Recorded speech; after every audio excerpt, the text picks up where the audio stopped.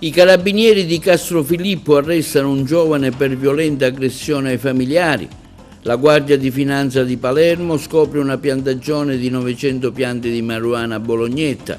Si suicida in carcere Stefano Argentino, colpevole dell'uccisione di Sara Campanella. A Canicattì identificati diversi responsabili per abbandono di rifiuti. L'onorevole Pisano si complimenta con il ministro Salvini per il ponte sullo Stretto, ora tocca all'aeroporto di Agrigento. L'onorevole Iacono del PD interviene alla Camera sulla riforma dello spettacolo, da 3 anni inutile proroghe con 0 risultati. Il sindaco di Licata, Angelo Balsamo, interviene sul mancato pagamento della Tari da parte dei cittadini. Torna il prossimo 3 al 5 ottobre la festa dell'amicizia della DC a Ribera. Assegnato a Gianluca Peluffo il premio internazionale Matita d'Oro, bandito dall'Ordine degli Architetti di Agrigento.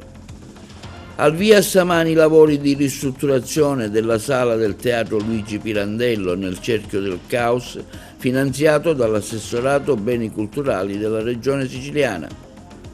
Mostra collettiva di pittura di Lia Piruzza e presentazione del libro di Adriana Iacono a Montallegro dal 20 al 23 agosto prossimi. Si è conclusa la seconda edizione della Pinetina Summer Carpet, targato Eco Green. Venerdì 8 agosto riprende ufficialmente la nuova stagione della Fortitudo Moncada Agrigento.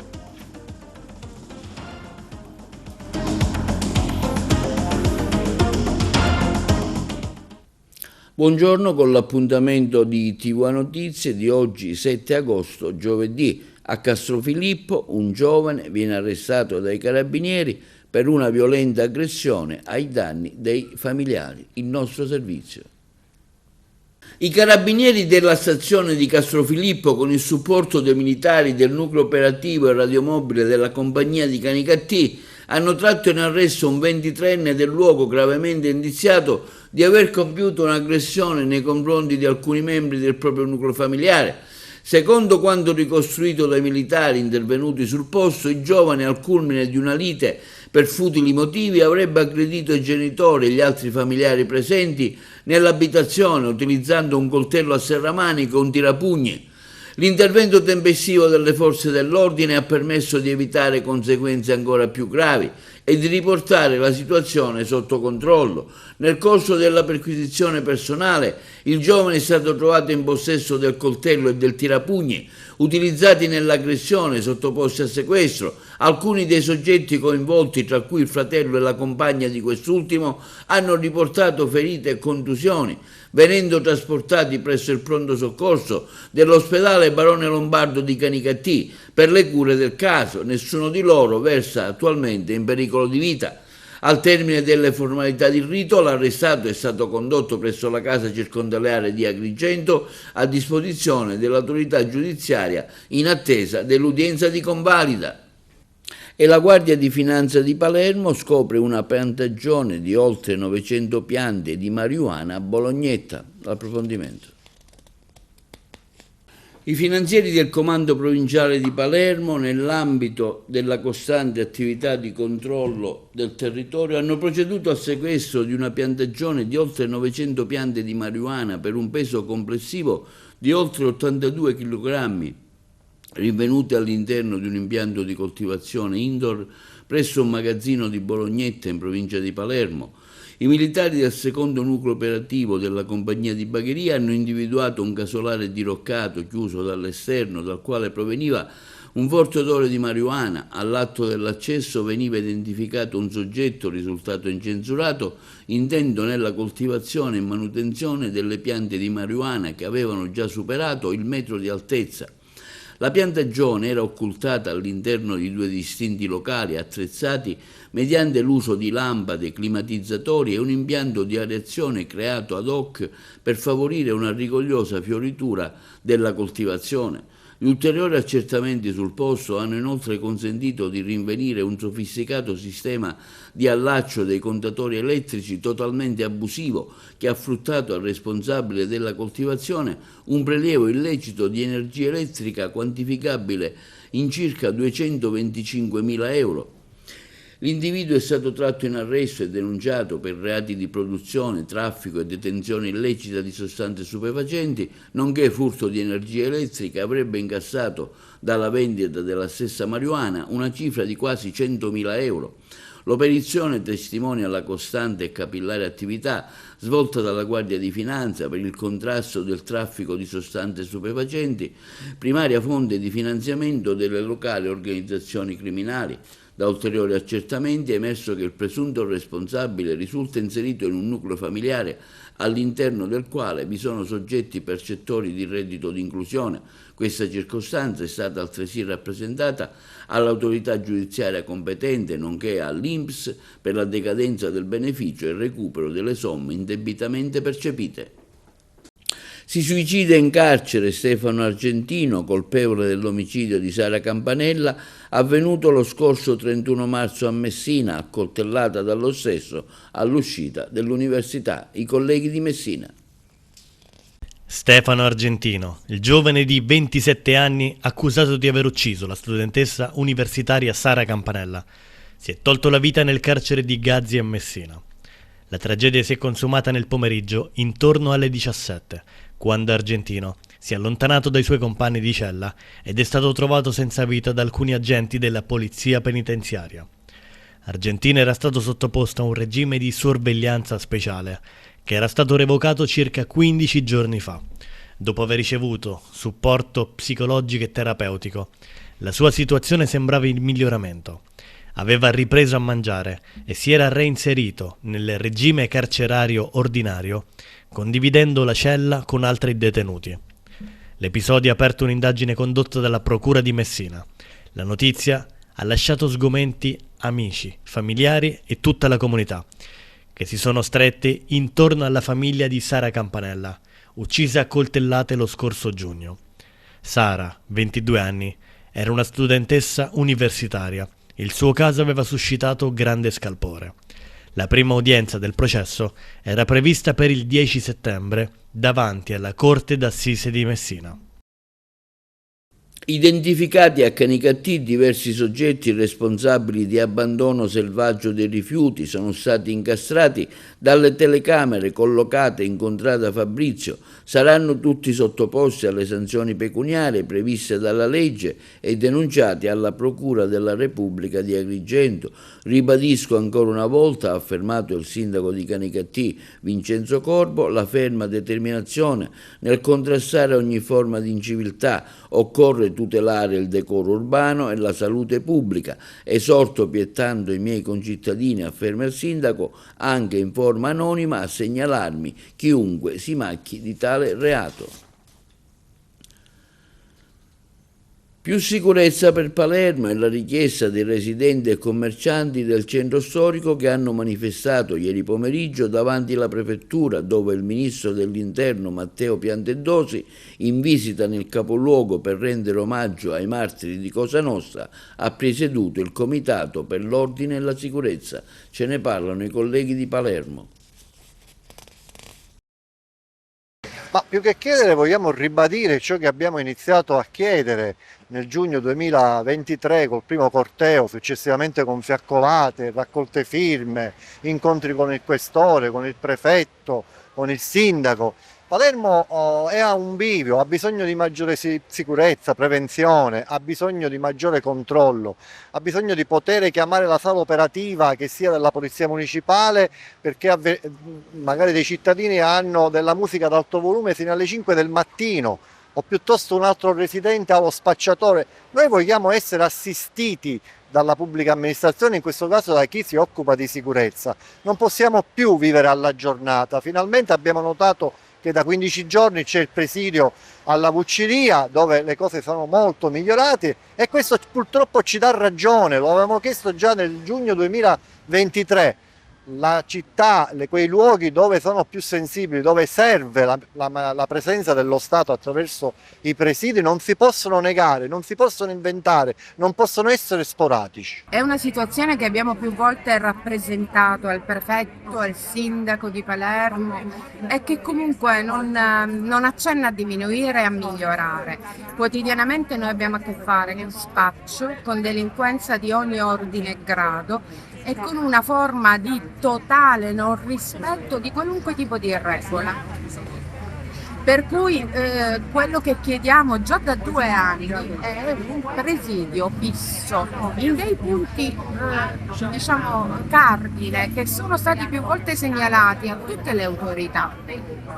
Chiediamo questo presidio fisso perché abbiamo necessità di uscire dalle nostre case e sentirci sereni nell'attraversare via Maqueda Alta, Porta di Vicari, che è il salotto della città, è l'ingresso della nostra città. Mi auguro semplicemente che non si nascondano il sindaco e il questore, non si nascondano dietro le statistiche, perché se Rudolph Giuliani nel 95-96 si fosse nascosto dietro le statistiche, il Bronx sarebbe ancora Bronx. Le iniziative sul fronte della sicurezza sono iniziate ben 2 anni fa. È stata fatta una raccolta di firme consegnata al prefetto, al sindaco, al comandante della polizia municipale, è stata fatta una fiaccolata, sono state fatte altre manifestazioni, abbiamo avuto incontri con il prefetto, solo negli ultimi 10 giorni, anche grazie a denunce nei confronti delle istituzioni, sono stati attivati dei maggiori presidi, ma stiamo parlando degli ultimi 10 giorni, lo dico perché è vero, li abbiamo visti, abbiamo riscontrati, però la cosa che, visto che si lavora con un numero esiguo di forze, e questo è un altro problema che comunque va affrontato, è di avere maggiore strategia, fare capire che c'è un controllo del territorio. L'onorevole Pisano, deputato agrigentino, commenta con entusiasmo l'approvazione definitiva del progetto del ponte sullo stretto da parte del CIPES. Ora tocca all'aeroporto di Agrigento. L'onorevole Calogero Pisano, deputato agrigentino, ha commentato con entusiasmo l'approvazione definitiva del progetto del ponte sullo stretto di Messina da parte del CIPES. A nome mio personale, afferma il parlamentare agrigentino, e della comunità che rappresento, rivolgo le più sentite congratulazioni al Ministro delle Infrastrutture Matteo Salvini, al Presidente del Consiglio Meloni, per aver reso possibile questa svolta epocale. Non è solo un ponte, una visione, un'idea di un'Italia finalmente unita, concreta e moderna. È l'investimento su un mezzogiorno che torna protagonista, che genera lavoro, connessioni e sviluppo, afferma il deputato. Il governo Meloni, prosegue Pisano, ha dimostrato con coraggio e determinazione che certe opere si possono fare e si fanno quando c'è la volontà politica, progettualità, tecnica e visione strategica. Pisano afferma, come già promotore dell'emendamento che ha inserito l'aeroporto di Agrigento nel decreto Sud, coglie quindi l'occasione per rilanciare un'altra priorità. Sono certo che dopo questo traguardo raggiunto sul ponte sullo stretto di Messina arriverà a breve anche il via libera definitivo del ministro Salvini all'aeroporto di Agrigento. È un'opera strategica non solo per la provincia agrigentina, ma per l'intera Sicilia tutta, che renderà finalmente accessibile e competitivo uno dei territori più straordinari d'Europa dal punto di vista turistico, culturale ed economico. L'aeroporto di Agrigento non è un capriccio, è una necessità, è una parte integrante di una visione di sviluppo che questo governo, ne sono certo, saprà realizzare. Questo quanto dichiarato dal parlamentare nazionale agrigentino Calogero Pisano. E l'onorevole agrigentina Giovanna Iacono del Partito Democratico interviene al Parlamento in una dichiarazione di voto sulla proroga alla delega al governo per la riforma dello spettacolo dal vivo. 3 anni di promesse, 3 proroghe con 0 risultati, afferma l'onorevole Giovanna Iacono. Vediamo il suo intervento alla Camera dei Deputati. Grazie signor Presidente, colleghe e colleghi, sottosegretario Mazzi. Oggi discutiamo dell'ennesima proroga della delega al governo per la riforma dello spettacolo dal vivo. La terza proroga in 3 anni. 3 anni in cui il governo ha promesso, annunciato, rassicurato, ma alla prova dei fatti non ha prodotto nulla. Nulla se non rinvii e propaganda. E nel frattempo un intero settore aspetta. A marzo del 2024 il sottosegretario Mazzi, signor Presidente, si era detto pronto. Invece ancora una volta si presenta nell'ultima seduta di agosto, prima della pausa estiva, chiedendo una ulteriore proroga di 1 anno. Si tratta di una legge del 2022, di una prima delega prorogata che oggi riproroghiamo al 2026 e quindi nel frattempo le lavoratrici e i lavoratori dello spettacolo dovranno avere ulteriore pazienza e aspettare, perché se ne riparlerà realisticamente nel 2027, cioè rischiamo di far finire la legislatura. Ecco, noi pensiamo che questo sia il segnale del fallimento che dovreste ammettere per rispetto verso un settore in difficoltà che non merita di attendere ancora. Il codice dello spettacolo doveva essere il cuore di una riforma strutturale, una riforma tanto attesa che mettesse finalmente ordine, garantisse diritti, creasse condizioni stabili per chi lavora nel settore. Doveva essere costruito attorno a un principio chiave, il pilastro del codice, l'indennità di discontinuità, per proteggere le lavoratrici e i lavoratori da una precarietà che non è un'eccezione, ma che è ormai una condizione strutturale.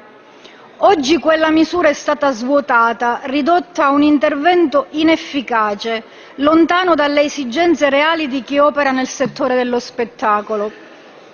E intanto il testo del codice non è mai stato realmente condiviso con il Parlamento, non è mai stato discusso in Commissione, non ha mai visto un confronto aperto e serio con gli operatori e con le parti sociali.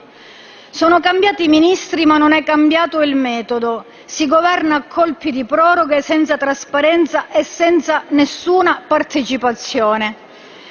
E così, Presidente, ci troviamo davanti a un paradosso. Il governo dopo 3 anni chiede ancora tempo, 3 anni in cui avrebbe potuto scrivere, emendare, discutere, approvare, confrontarsi, 3 anni in cui avrebbe potuto aprire un dialogo vero con il mondo dello spettacolo, 3 anni in cui invece ha scelto l'immobilismo mascherato da attesa.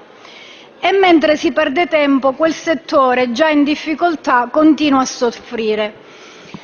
Nel frattempo, signor Presidente, abbiamo visto esclusioni arbitrarie e gravi nella distribuzione del Fondo nazionale per lo spettacolo dal vivo. Abbiamo visto tagli strutturali che penalizzano proprio chi crea cultura nei territori. Abbiamo visto un'occupazione politica delle istituzioni culturali, dove la logica della spartizione ha preso il posto della competenza e dell'autonomia. Abbiamo visto un'idea proprietaria della cultura che premia la fedeltà, non l'autorevolezza né il merito. Lo abbiamo detto altre volte e lo ribadiamo, la cultura non è uno spazio da occupare, non è una bandierina da piantare per vantare un controllo e non è il salotto privato della maggioranza, non è un luogo da presidiare con nomine e spartizioni.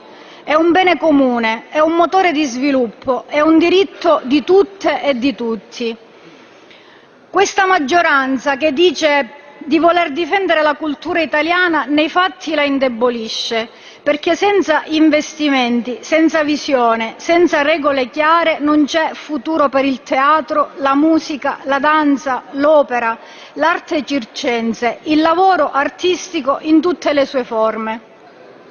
Questa proroga non è garanzia di qualità, come affermato dal Governo e da diversi colleghi della maggioranza, ma è un ulteriore rallentamento a una riforma necessaria e non più differibile.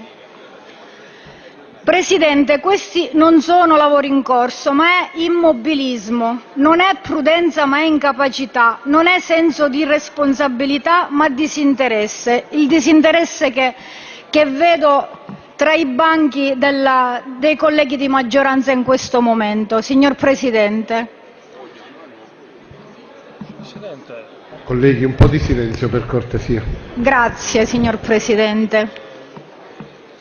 Il ritardo sul codice dello spettacolo non è un fatto tecnico, ma è il simbolo di un governo che non crede davvero in questo settore, che non lo considera una priorità, che lo tratta come un fastidio da rimandare. Noi invece crediamo che sia il momento di fare esattamente il contrario. Serve il coraggio di fare le riforme, di non rinviarle all'infinito. Serve fare ora e serve fare presto, perché questo immobilismo ha prodotto e continua a produrre danni enormi al settore, all'occupazione, all'impresa, produce danni alla cultura del nostro Paese.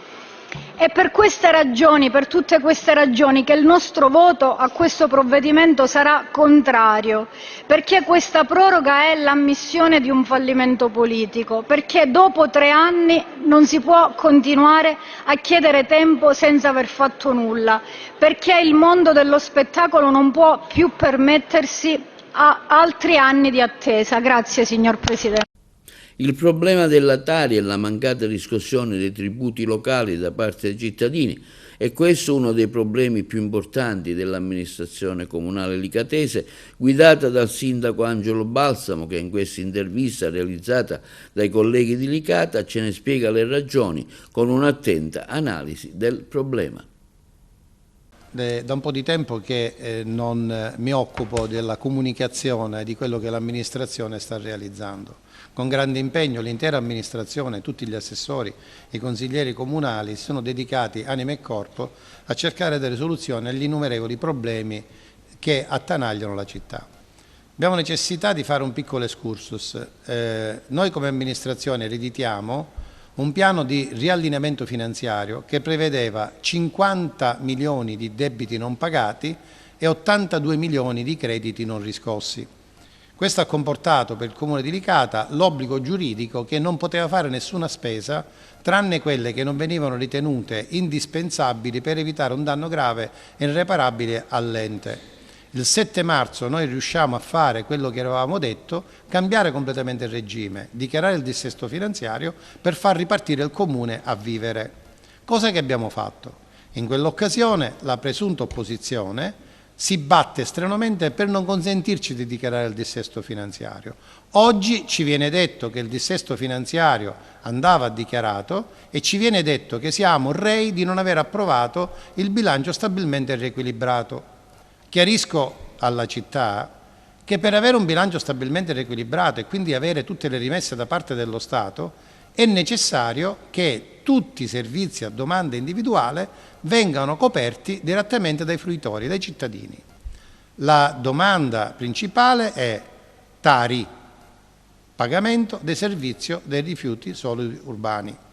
La Tari è per legge, la legge Ronchi, una tassa che va distribuita a favore di tutti gli utenti perché ognuno deve partecipare per la sua quota parte. La Tari non viene stabilita per caso. Noi ci siamo trovati nel 2023 la copertura di bilancio di 9/11 del costo della Tari. Quindi noi non avevamo in bilancio la disponibilità per coprire l'intera annualità. Cosa abbiamo fatto per coprirlo? Abbiamo avuto una forte azione di recupero dell'elusione, abbiamo recuperato 1 milione di euro che prima non venivano pagati, tant'è che la riscossione è aumentata notevolmente e per il 2023 abbiamo messo in copertura il costo della Tari utilizzando queste maggiori somme che abbiamo riscosso.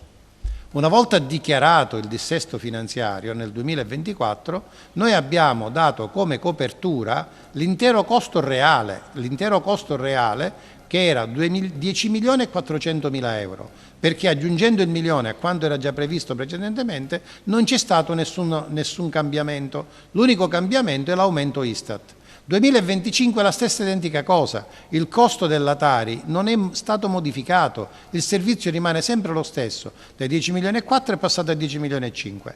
Qual è l'analisi che va fatta? Chi paga la Tari e come viene applicata? Diversamente da qualche giullare di corte che ha detto che non esistono leggi che regolano il pagamento della Tari, la distribuzione della Tari, il Dante Causa gli ha chiarito che la legge Ronchi invece esiste e gli ha spiegato come si applica. Cosa ci siamo trovati ad applicare? Ci siamo trovati ad applicare delle fasce che dimostravano che alcuni contribuenti pagavano 1/20 del minimo. Mi riferisco ai ristoratori in modo particolare, che non pagavano quanto dovuto, ma 1/20 di quanto dovuto. Nel 2023 abbiamo avuto una pressione enorme per recuperare delle somme a copertura della Tari e abbiamo avuto un risultato positivo. 2024 la riscossione è crollata ugualmente. Oggi noi ci ritroviamo ad avere una riscossione Tari assolutamente insoddisfacente, perché dalle tabelle di cui siamo in possesso, che sono quelle ufficiali, abbiamo intere categorie che non pagano. Non me ne vogliono gli amici ristoratori e sono amico di tutti. Nella categoria dei ristoratori per il 2024 la Tari l'hanno pagata l'11%, 89% dei nostri ristoratori non hanno pagato la Tari. Con il PEF, piano economico finanziario, che abbiamo approvato nell'ultima seduta consiliare, noi abbiamo confermato la volontà di uscire da questo pantano di mancata contabilità e tornare alla normalità. Cosa significa tornare alla normalità? Se noi non avessimo approvato il PEF e non avessimo dato copertura totale al costo della gestione dei rifiuti solidi urbani, noi avremmo creato un nuovo dissesto finanziario e avremmo allontanato alle calende greche il ritornare alla normalità. Quando noi abbiamo dichiarato il dissesto finanziario, ben 24 milioni di euro di trasferimenti dello Stato che erano bloccati perché non avevamo strumento contabile sono stati accreditati al Comune di Licata. E questo ci ha consentito di pagare tutte quelle ditte che avevano grandi crediti nei confronti del Comune e sono tornate a respirare. Tutte le cooperative e le associazioni che sono nel settore sociale non venivano pagati perché il Comune, non avendo un bilancio, non riceveva questi accrediti. Oggi li ha ricevuti e quindi noi siamo tornati ad essere solvibili a pagare. Oggi noi abbiamo avuto la possibilità di mettere in movimento tutto quello che era possibile mettere in movimento perché siamo tornati ad essere presenti, vivi. L'obiettivo è quello di avere un bilancio stabilmente riequilibrato da qui a poco. Ritorna a Ribera dal 3 al 5 ottobre 2025 la festa dell'amicizia della Democrazia Cristiana. Ritorna a ottobre la festa dell'amicizia, giunta alla sua terza edizione. Durante una riunione del direttivo regionale che si è svolta ieri pomeriggio presso la segreteria della Democrazia Cristiana a Palermo, è stato deliberato che la manifestazione si terrà dal 3 al 5 ottobre di quest'anno a Ribera, comune che ha ospitato pochi giorni fa il Google Camp. Il popolo della Democrazia Cristiana si radunerà per 3 giorni in provincia di Agrigento per parlare di politica, temi etici e sociali e partecipare a diversi eventi e spettacoli. L'inaugurazione è prevista per venerdì 3 ottobre in Piazza Duomo. Saranno 3 giorni intensi che dopo la pausa estiva rappresentano un momento per fare il punto della situazione, incontrare gli amici, i sostenitori e i simpatizzanti. Anche quest'anno ci sarà la partecipazione di grandi esponenti del mondo della politica nazionale, delle istituzioni, della società e dell'imprenditoria siciliana. Il programma, offerto il comunicato stampa della Democrazia Cristiana, che si sta definendo in questi giorni, verrà comunicato successivamente. Linea alla regia per la pubblicità.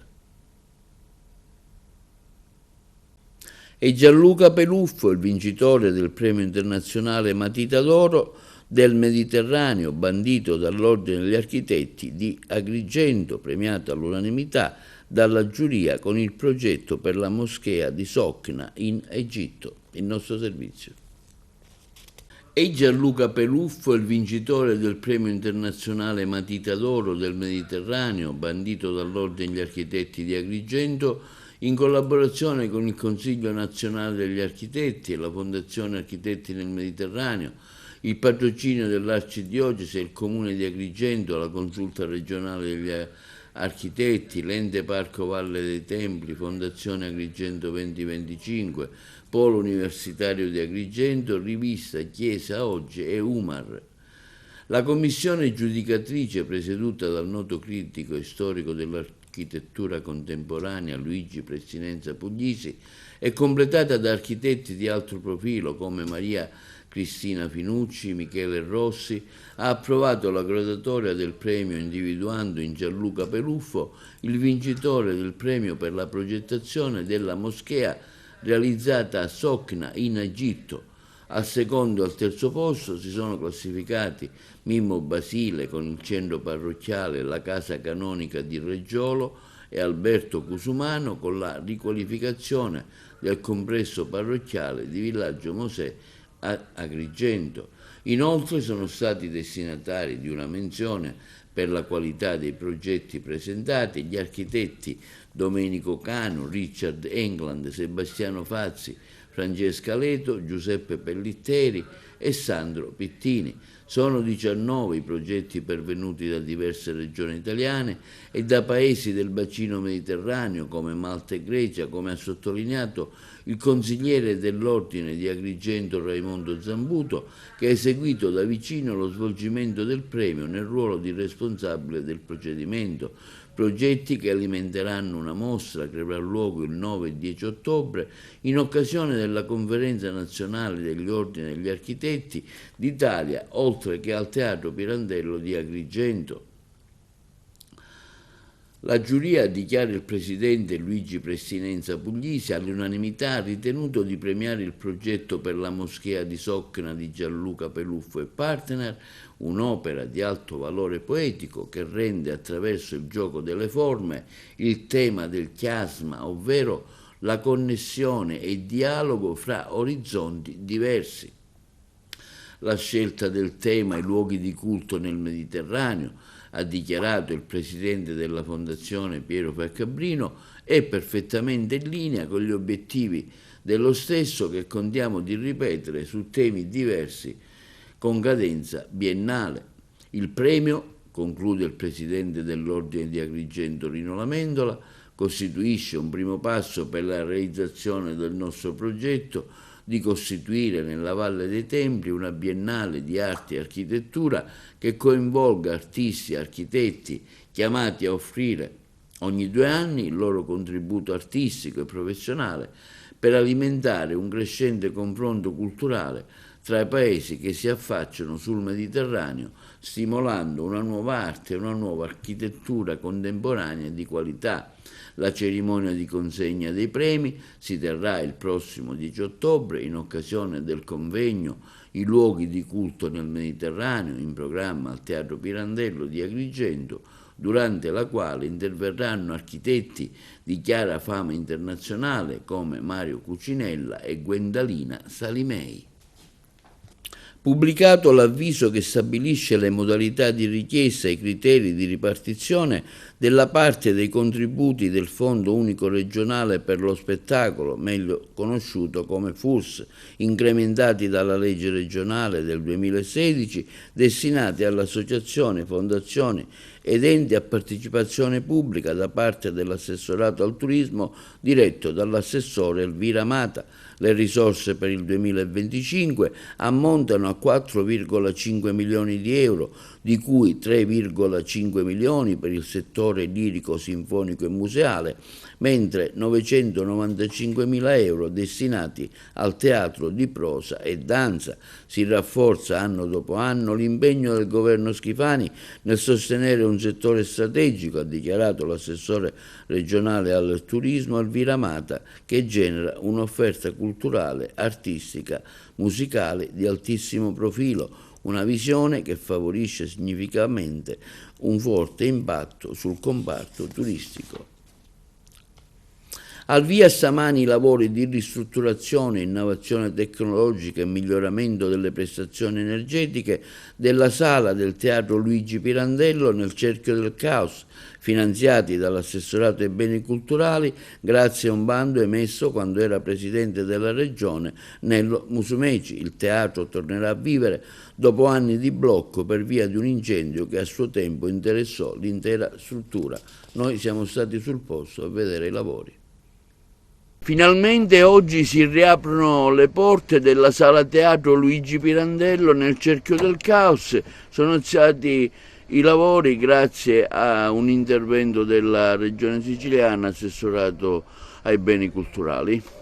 Sì, come abbiamo detto l'ultima volta, ci rivediamo dopo qualche giorno, ma ribadiamo che è stato l'assessore, a quei tempi era anche il presidente, dottore Musumeci, che ha ideato la possibilità di investire in Sicilia sui teatri, le sale teatro abbandonate. In che senso? Che magari erano ormai desuete anche dal punto di vista tecnologico e soprattutto. Infatti anche qui avremo i pannelli solari per cercare di approvvigionare la sala teatro e tutto quello che ci sta attorno, quindi anche i servizi per gli attori, il ristorante, insomma una serie di cose che in questa piazza ci volevano. Oggi è un giorno fortunato, il 7/8/2025. Questi numeri bisognerebbe giocarli sulla ruota del sindaco, perché il sindaco di Agrigento in occasione, già stamattina lo abbiamo chiamato per telefono, gli abbiamo comunicato che alle ore 7 erano iniziati i lavori da qualche secondo, perché sono stati puntualissimi, e devo dire che quindi è una fortuna anche per Pirandello, perché ora sono andati alcuni turisti di Torino, erano 20 persone, hanno messo proprio piede in questo caffè letterario per apprendere notizie sulla casa natale e su tante altre cose che riguardano Pirandello, la sua vita, la sua storia, la parola cavusu, perché non è che tutti vengono preparati, però bisogna essere pirandellisti, cioè coloro che in mondo cercano la verità, e la verità è difficile da trovare, perché la verità ha tanti aspetti, diceva Pirandello. Loro stessi si sono dichiarati: siamo qui venuti ad Agrigento, siamo 6 e in cerca di autore.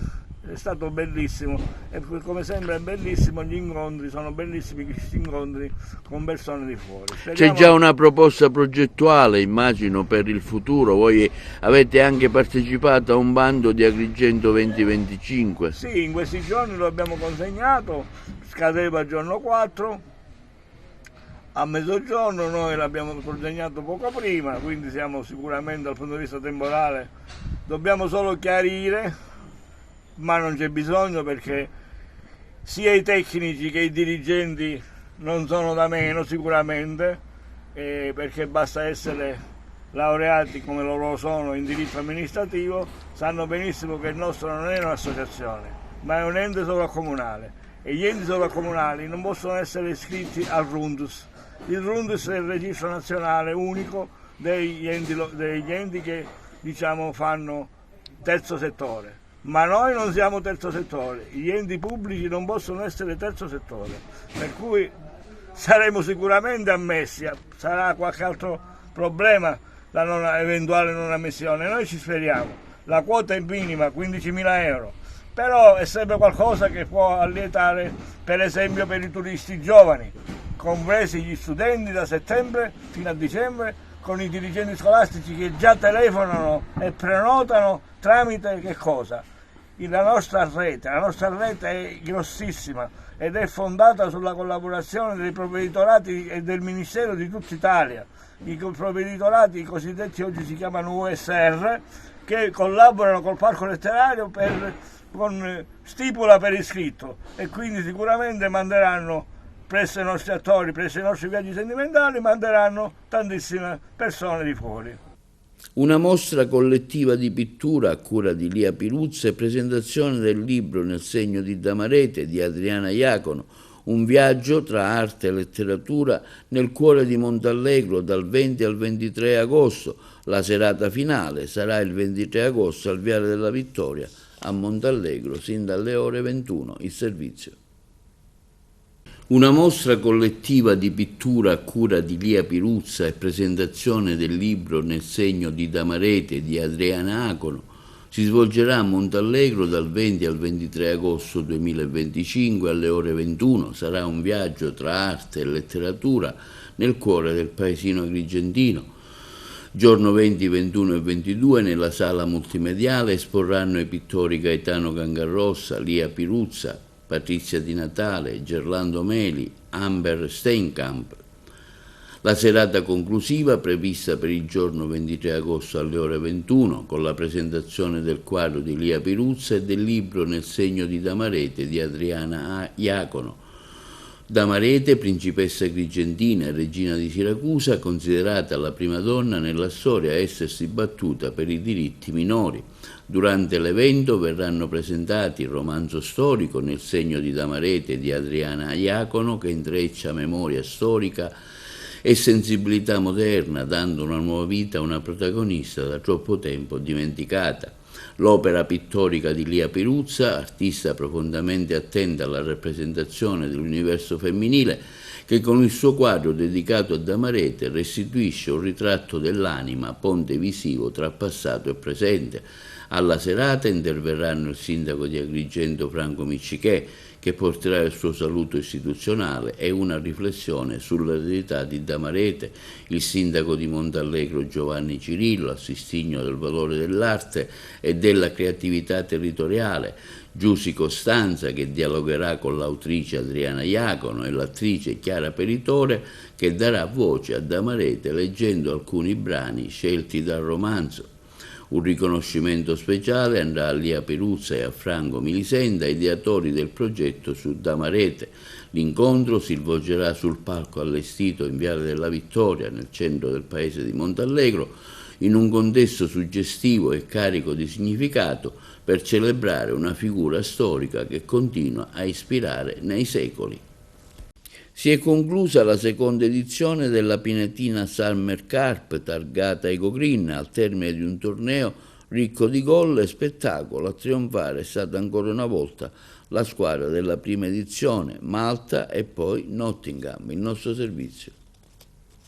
Si è conclusa la seconda edizione della Pinetina Summer Cup, targata Waves per Eco Green. Al termine di un torneo ricco di gol e di spettacolo, a trionfare ancora una volta la stessa squadra della prima edizione, Malta prima, Nottingham poi.